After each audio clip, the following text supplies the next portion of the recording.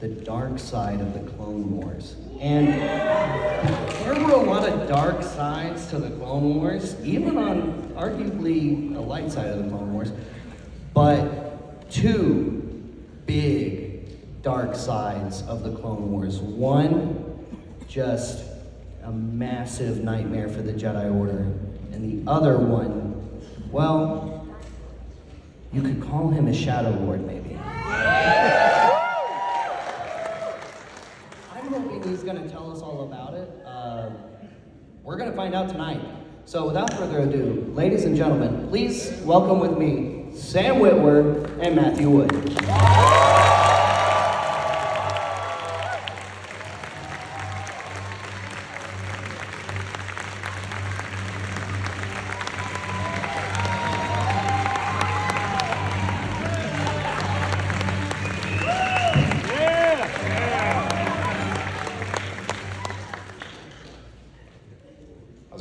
Why did you never get a double-bladed one, by the way? Like, what's with that? Why come? Why a double-bladed lightsaber? For Grievous. I mean... Oh, I don't know, yeah.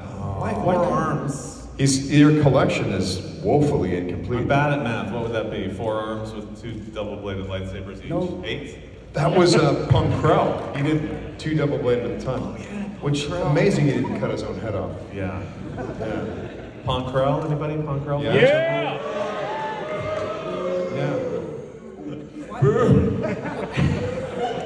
Well, if you're booing him, I think he did his job well as a villain. Now, we didn't have that part of the dark side of the Clone Wars today, but like I said, I think arguably we have some of the best parts of the dark sides of the Clone Wars with us here today. So, how was y'all's flights out? Did y'all have a good trip? How was our lights out? Our lights out. Lights out.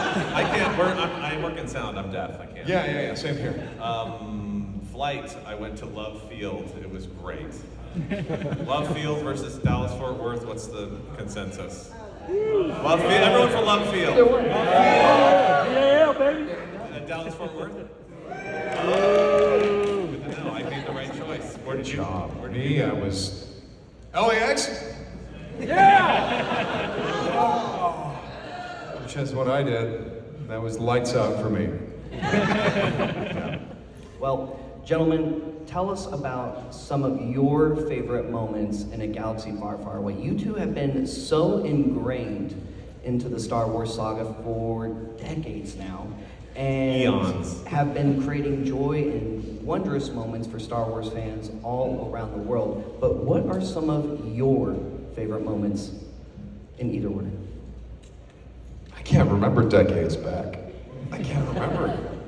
When did you see the movie as a kid? What's the first one you saw? Oh my God, yeah, no, we had a bootleg of Star Wars on an old VHS player. And it came out when I was 0, so I was learning that stuff from, I think my first words must have been, use the Force, Luke.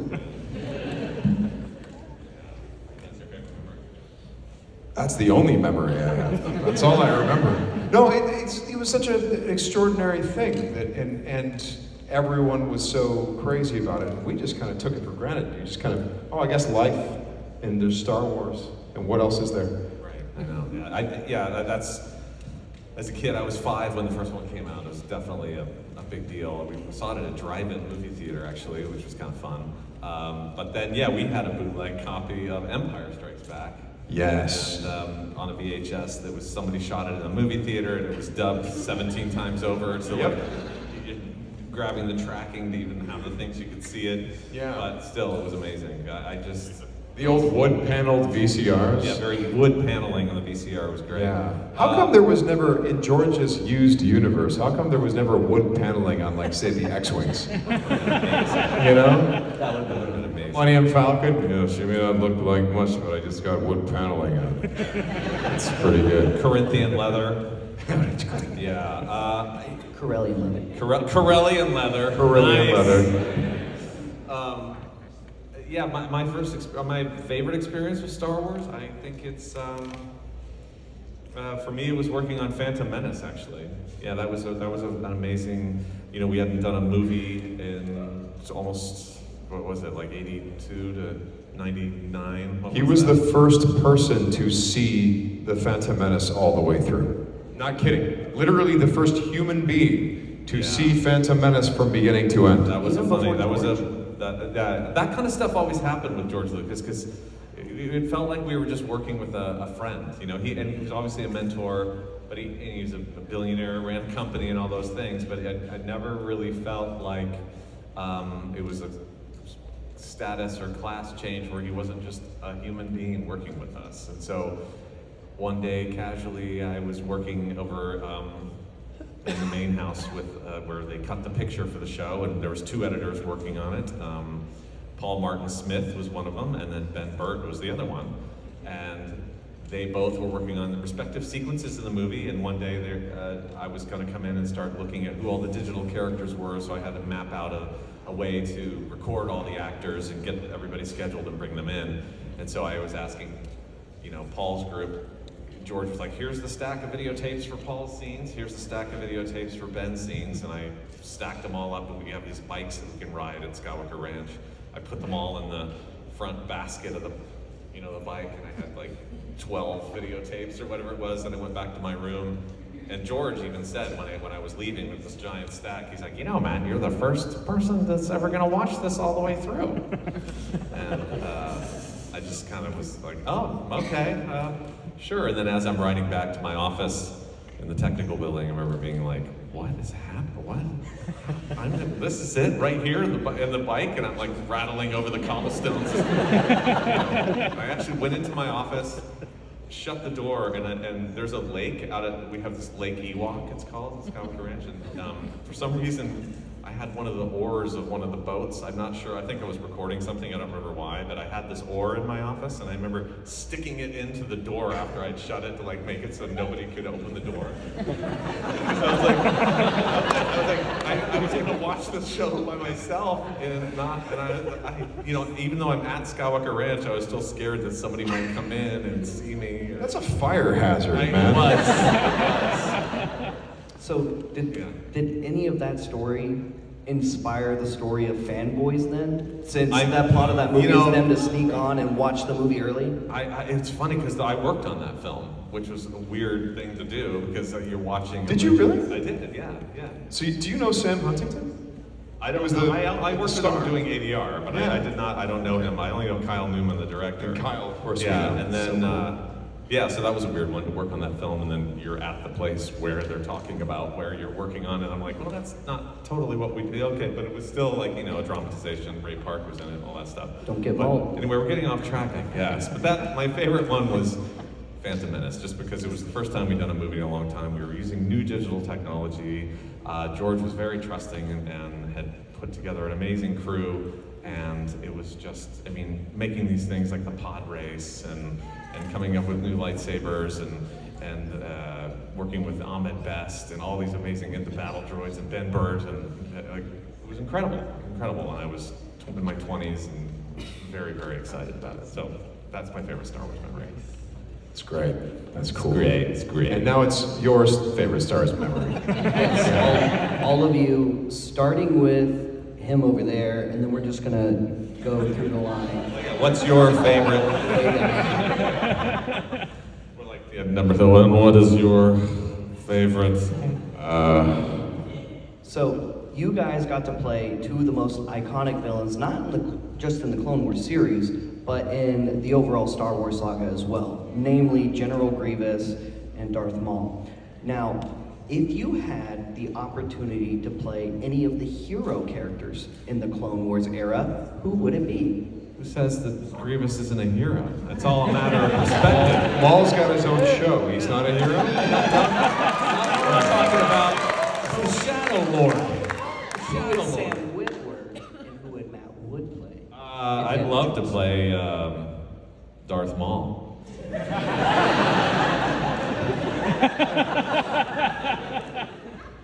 What do you got? I'm gonna spill the beans on something, and maybe Dave will be mad at me. But at one point, I think it's been made public that George was thinking about bringing on a young Han Solo into the Clone Wars for an episode or 2 or 3, and Look, I know Dave tried out a bunch of different actors and stuff, but I am one of the actors he tried out for young Han Solo, and I don't know if he went for mine because I did not do. I don't know if Dave knows that I can do a Harrison Ford. Talking about Dave Filoni. Dave Filoni is just doing my Harrison Ford for you right now. You know, grumpy old Harrison Ford, where it's like, what's my favorite Star Wars memory? I know what's going on right now. But you know, Han Solo, Captain Millennium Falcon, Chewie here tells me you're looking for passage to the Alderaan system. Is not what I did. What I did was Bob Felfa from American Graffiti. I was just like, we got to get the Falcon running, and you know, I just basically played him like he's not. And my argument is like he's not Han Solo yet, Dave. He's trying to be Han Solo. He's not there yet. So he just sort of like kind of talked like this, and you know, he was Bob Felfa, you know. So I ain't nobody, dork, right? You tell Milner I'm looking for him, all right? Ain't he neat? What appeals to you about Han Solo? I mean, what do you like about that character? Why do you want to play He him? wears jeans. I wear jeans. You know, he's got hair. You know, these are all true things.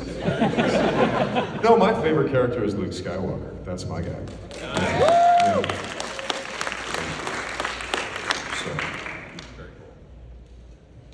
And your hero character. Oh, I You was picked joking Maul. about Darth Maul. Yeah. It's Captain Kirk. Pon Krell? No. That's a good Almost one. a one of you. I always wanted to work for the Mugen Tea factory, so that was, if I could be a CEO of Mugen Tea, I thought that was a hero. Mugen Tea. No, I'm kidding. I don't know. And Mugen Tea? No, I'm making phone No, jokes. no Mugen Tea fans in here. You don't make Does anyone even remember that episode? Mugen Tea guys. Mandalore. Yeah. Is this a real Clone Wars on? You guys all think like Where the kids in the schools were drinking. all you guys The bad care about drinks. is Mandalorian armor, Mandalorian wars. No one cares about the kids. The kids were drinking bad juice at school. They were drinking basically poison Snapple, and it was made from less than wholesome ingredients. Well, wait, George, but the Separatists are doing this, right? No, it's just basically they're trying to save money on making bad soft drinks. So the Jedi have to get involved. No, they don't have to get involved. It's a story about soft drinks, basically.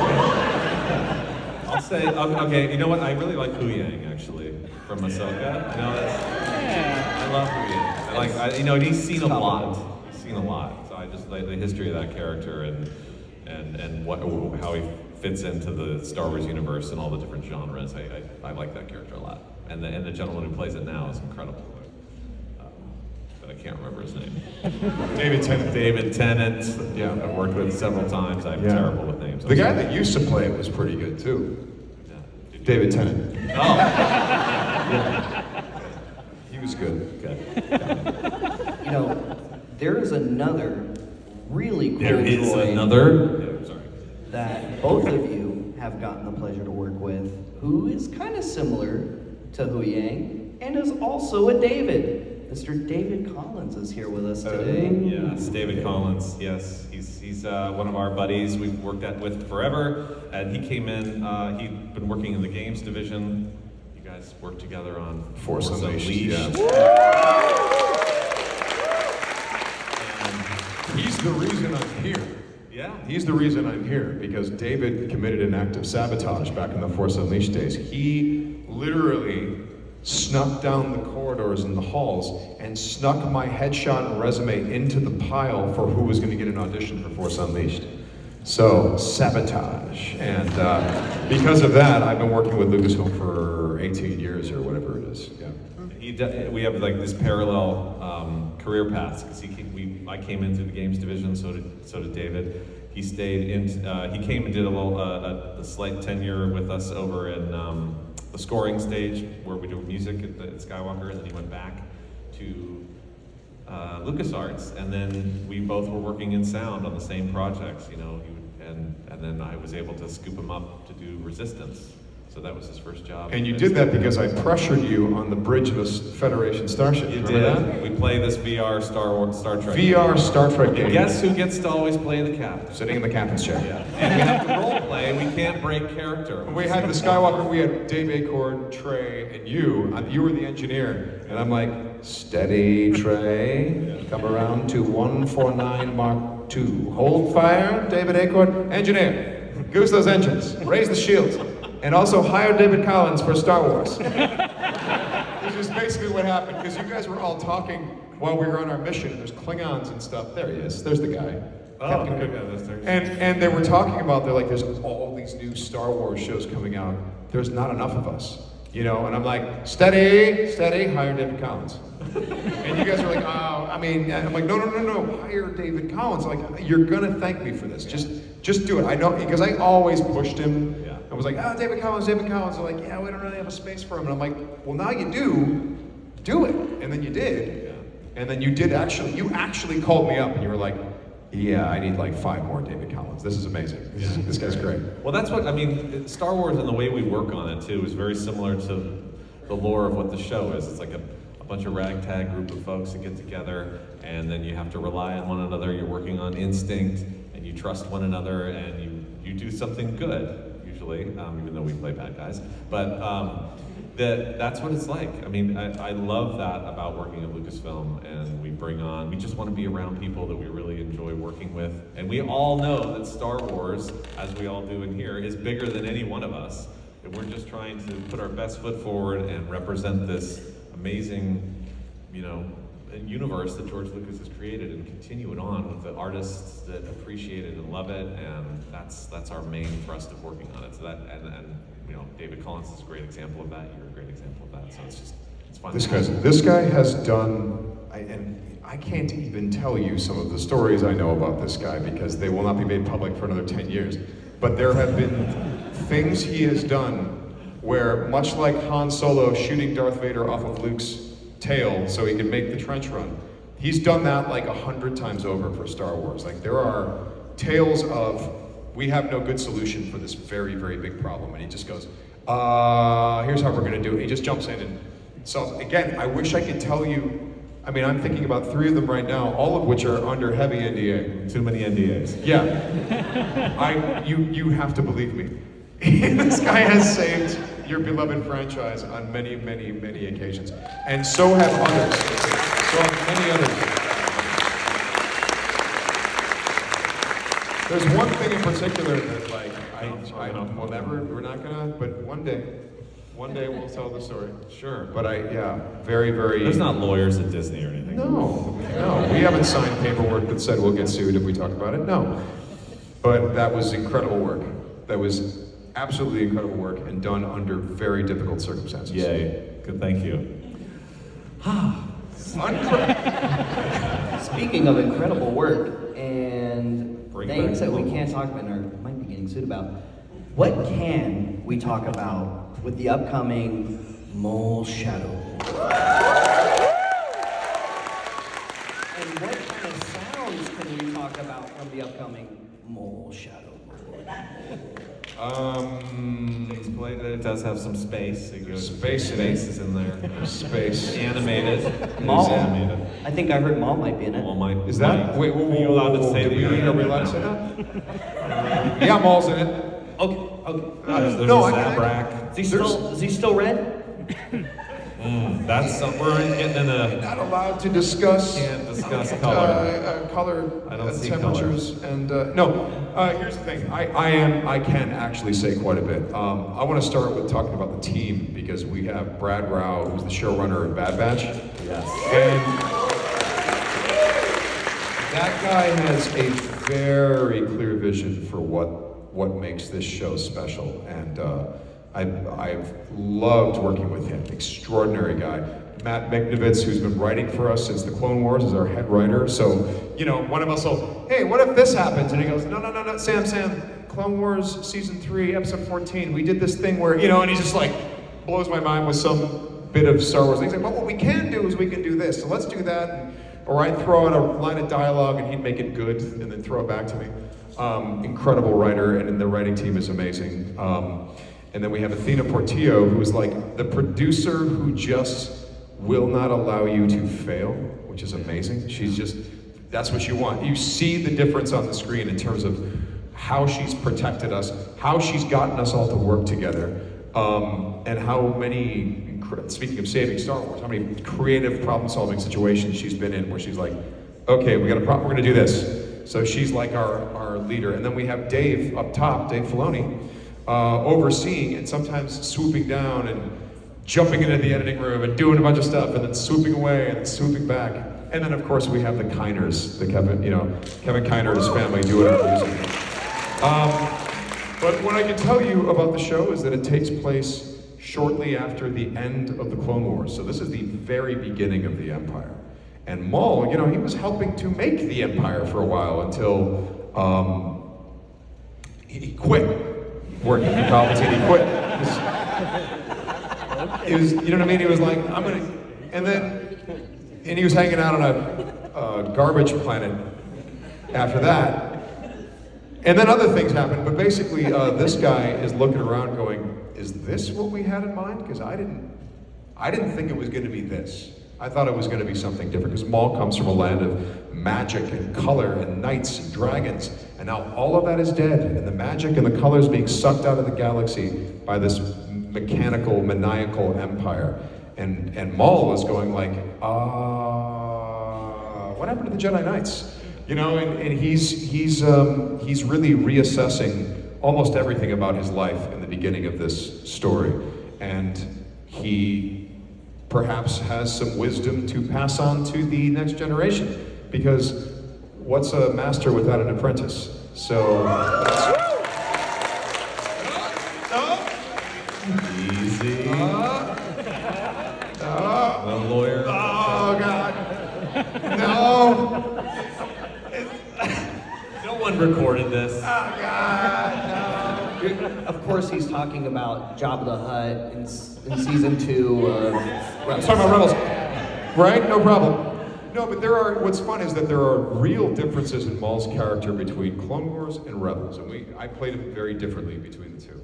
And so that necessitates a lot of questions, like, wait, when did he start talking like this? Or when did he start figuring this out? Now this Maul is a lot closer to the Clone Wars Maul, but this is a situation where, because we're doing a show that has Maul in the title, it allows us to do things that we couldn't do before. Like there were a few things that I pitched to Dave in Clone Wars, and I'm like, what if this?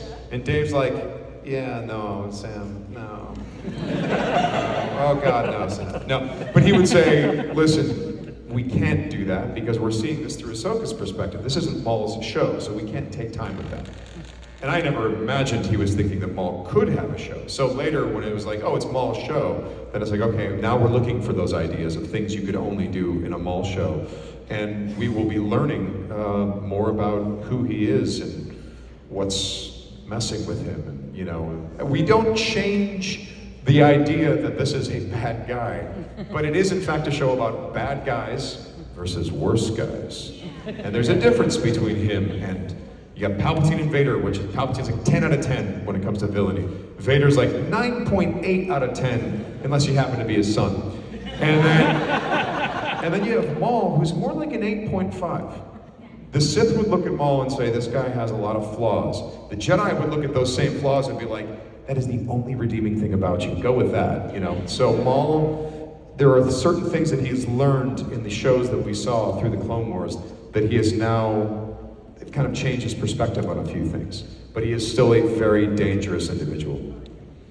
Nice.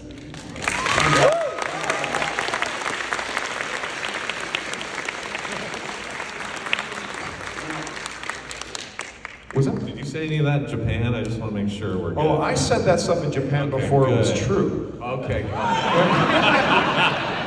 No, what's funny is... Make it happen.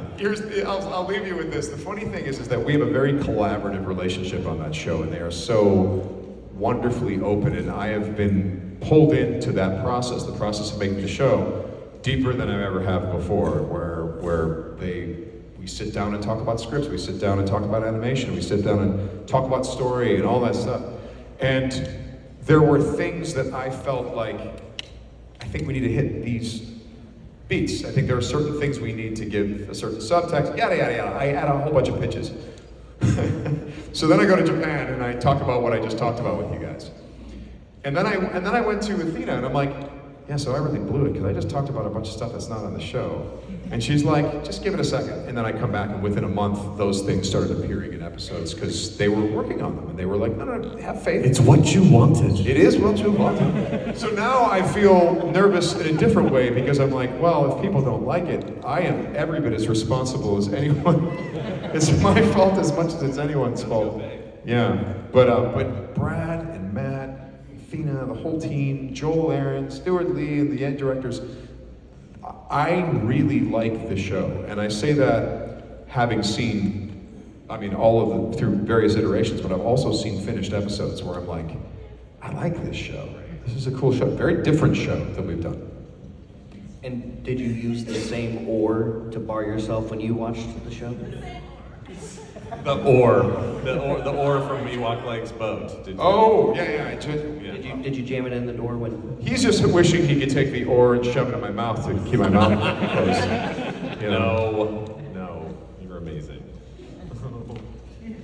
So, what would you say was perhaps your favorite part of working on the Clone Wars? Because the Clone Wars spanned for a really long time. 75 years? In terms of production.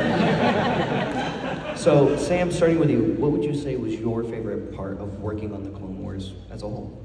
I'm going to throw to Matt, and I'm going to say, wasn't it absolutely how much fun George was having with the Star Wars universe? Yeah. I mean, when we finished Sith, Revenge of the Sith, we were having this screening, and it went really well, and George was very happy. He seemed like, he's told the story that he wants to tell, and I detected a certain lightness in him, and he was like looking forward to telling some other stories and getting in we finished the prequels together, and he was very happy.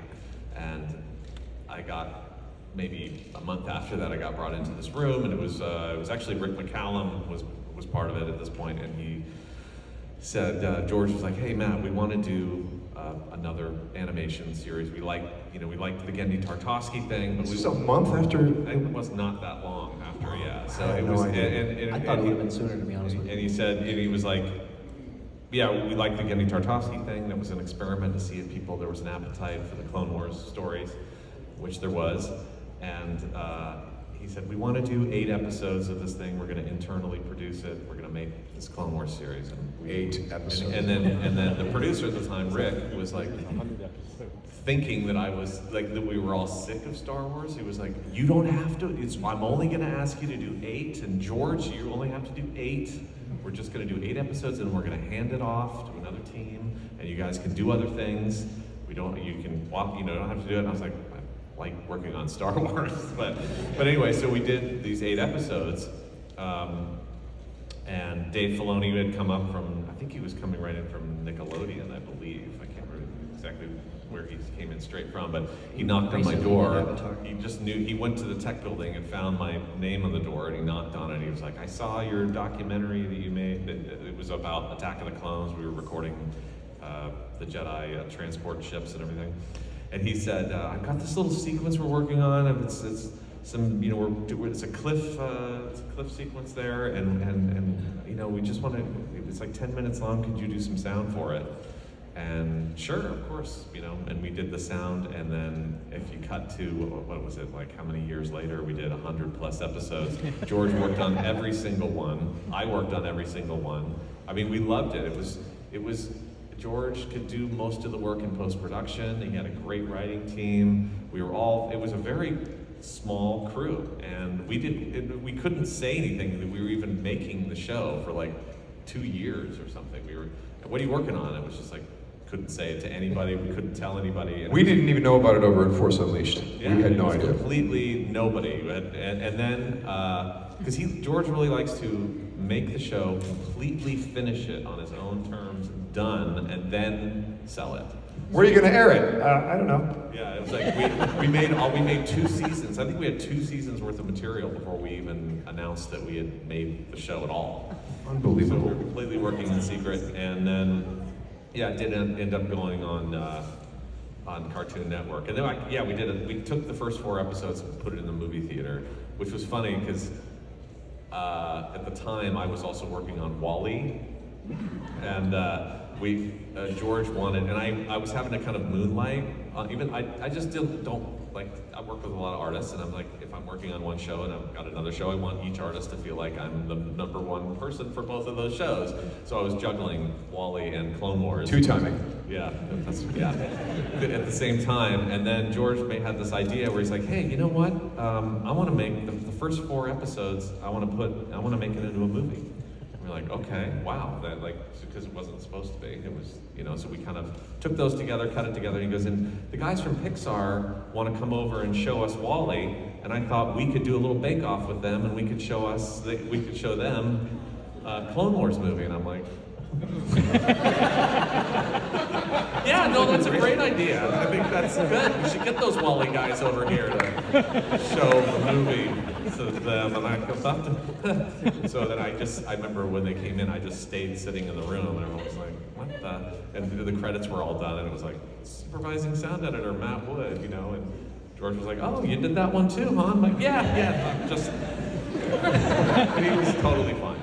But it was a good day, and I think it inspired everybody, as you saw on Clone Wars, as the seasons went on and the animation studio became more and more robust, and the amount of assets we created and Joel Aaron's work, we got to a point where I felt like towards the, those 4 episode arcs we were doing, at the end, they looked like incredible animation that had been done at a fraction of the budget that Pixar was. Yeah. And I think that first opening meeting, because everyone was kind of like, we're going up against Pixar to play our movie together. Which is, I have a theory. I don't know if Dave would even remember, even if this is true, but my theory is part of the reason they hired me for Clone Wars, because I had done Force Unleashed, and that came out around the same time as Clone Wars.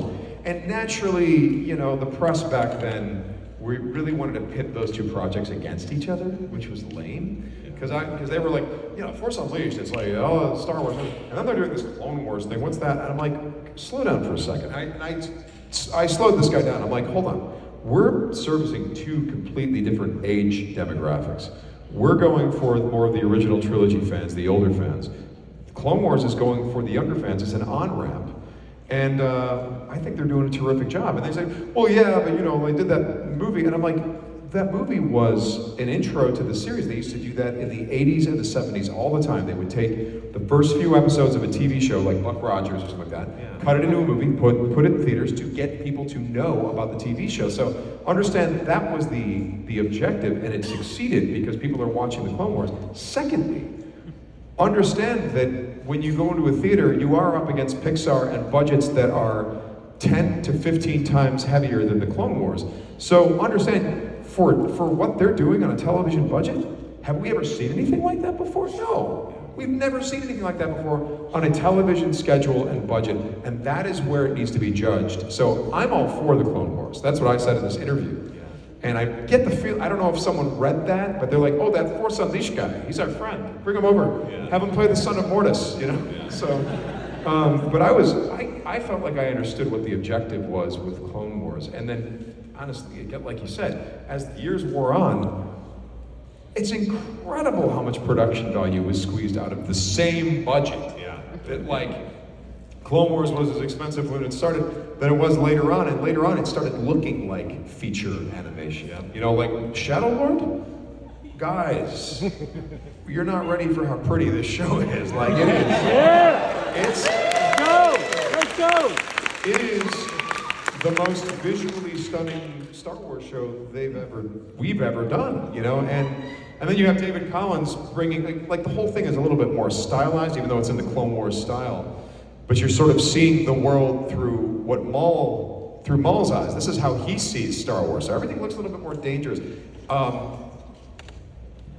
Do I even say how he cut the lightsabers? Am I allowed to say that? I mean, I don't. Yeah, someone over here said they're doing all kinds of weird stuff in the show, and one of the things that Brad Rao and David Collins talked about was they're like, can we take little bits of Sam's vocalizations and just hide them everywhere in the soundscape of the show? I mean, even like a blaster might be me going, nah, you know, like some sort of. But they're literally hiding little bits of Maul vocalization in the. I mean, the sound design is again a little bit weirder than we've done before. So yeah, but anyway, all's to say, without Clone Wars, without George making that leap forward into animation and saying, we're going to create beautiful animation for television. We're going to do that, and we're going to get better and better and better, and we're going to get more sophisticated. Without George driving that, I'm not working on this cool Star Wars show right now. That would never, none of that would have happened. And furthermore, like, the Clone Wars proved to be an extraordinary on-ramp for an entire generation of fans that keeps, by the way, replenishing, because I keep meeting little kids who are being introduced to the Clone Wars. So George was right. George was right to do that. Yeah, and also, yeah. Completely. And that feeling when we saw Ahsoka and we had all the flashbacks to Ahsoka of those Clone Wars scenes were, I mean, and I've worked on all of this stuff. I was so emotional seeing those flashbacks of the young Ahsoka and Anakin. That was just, and that kind of gravitas was completely imbued into Clone Wars. That wouldn't have that emotional payoff if you didn't have our show. It was beautiful, beautiful. So, gentlemen, one more question for you before we head back to all the fans. Yeah. With the realm of possibilities being so much more open for more Star Wars stories to be told, for countless fans to come, if you could pick any pre-existing legend story that hasn't been adapted in some way, or a character that hasn't been adapted in some way, who would it be, or what would it be for you? And I'm not asking for spoilers of stuff coming ahead of time. This is just your personal preference. Ben Quadraneros. It is You actually could do, you know, when I think about some of the things we're doing now, you could actually do a pretty compelling story about that guy. Because what happened after that race? How did he go home to his wife?